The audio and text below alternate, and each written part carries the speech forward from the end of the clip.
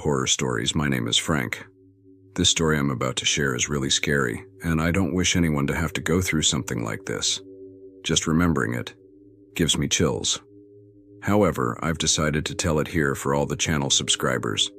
A few years ago, in 2017, I had to travel to Las Vegas for work. Normally, I would travel by plane, but since the date coincided with our anniversary and my wife wanted to accompany me, we decided to make the trip by car, since the company only covered my ticket. So after fulfilling my work commitments, we wanted to stay a few more days to enjoy ourselves as tourists. So we set out on our road trip, planning a journey of a day and a half. That night we knew we would need to find a place to stay, and we had decided to stay in a town that was halfway there. I remember that it was very cold. However, due to several mishaps, it got very late, and we couldn't make it there for the night. After driving all day, I was already feeling very tired and needed to rest right away. So we decided to look for a transient hotel, one of those along the highway.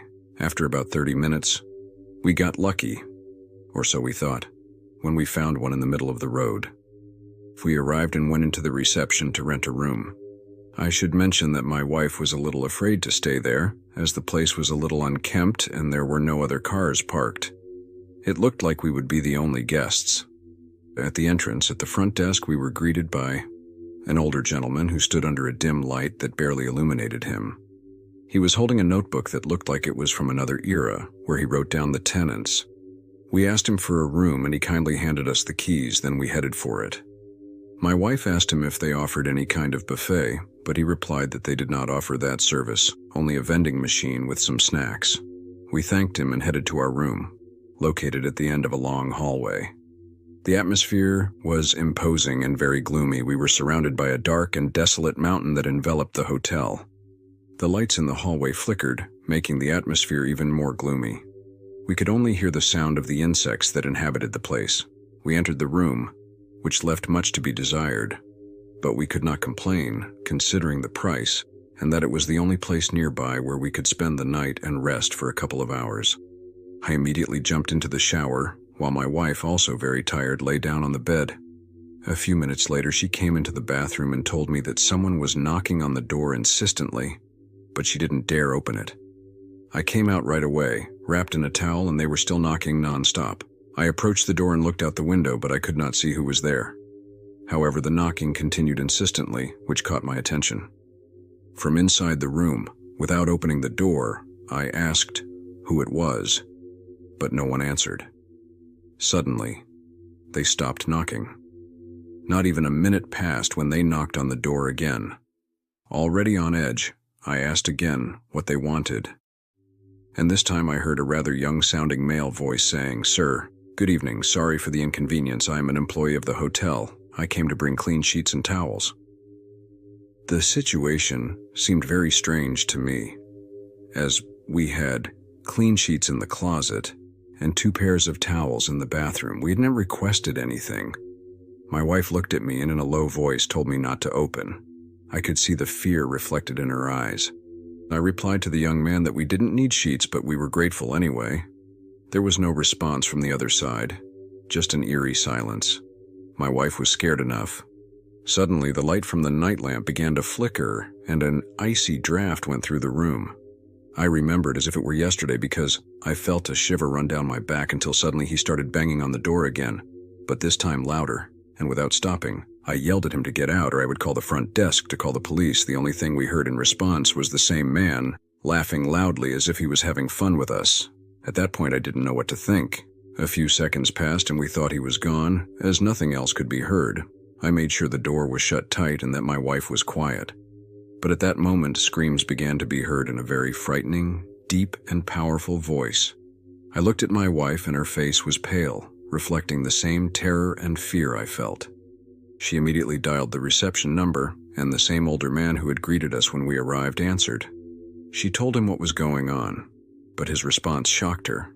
He told her that he had no male employees, only a young woman who did the cleaning during the day, but in the evenings, there was no one else there.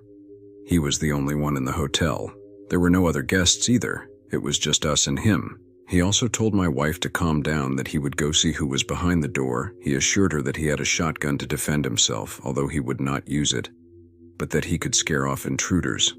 He asked her not to hang up the call for anything in the world. As he approached our room, he informed my wife that he was a few feet from the door and no one was there.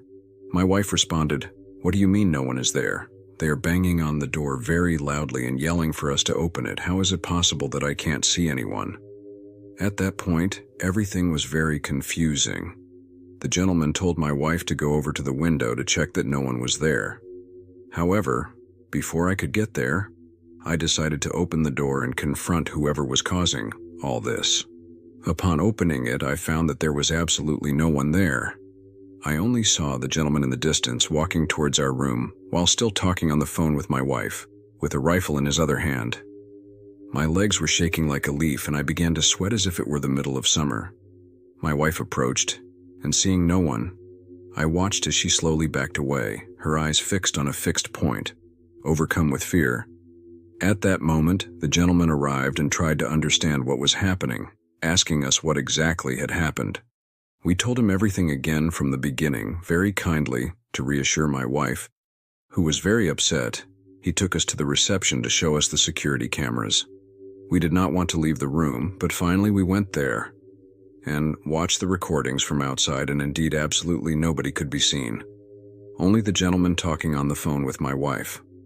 The gentleman, with a worried expression but feeling comfortable with us, told us a terrifying story that made us decide to leave the hotel immediately. He confessed that some months ago, in one of those rooms, gang members had taken the life of a young man and left his body tied up on the bed. He didn't realize it until the next day when the young cleaning lady found him. The police reviewed the cameras from the previous night and discovered that several individuals had been responsible for the crime. Since then, the gentleman no longer rents that room and suggested that perhaps it was the young man's soul that was knocking on our door. We couldn't take the story anymore. The terror we felt was too much to stay there. My wife and I were very grateful to the gentleman, who was very kind at all times, but we told him that we would rather leave and go into town to try to rest for the rest of the night.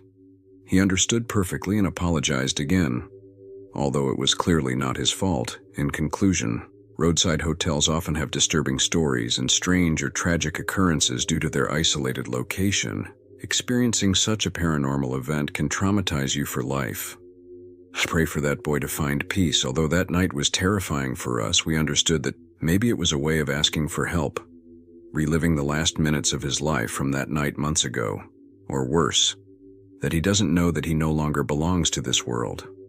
If you have enjoyed this story, we invite you to subscribe and activate the bell so you don't miss any others. Until next time.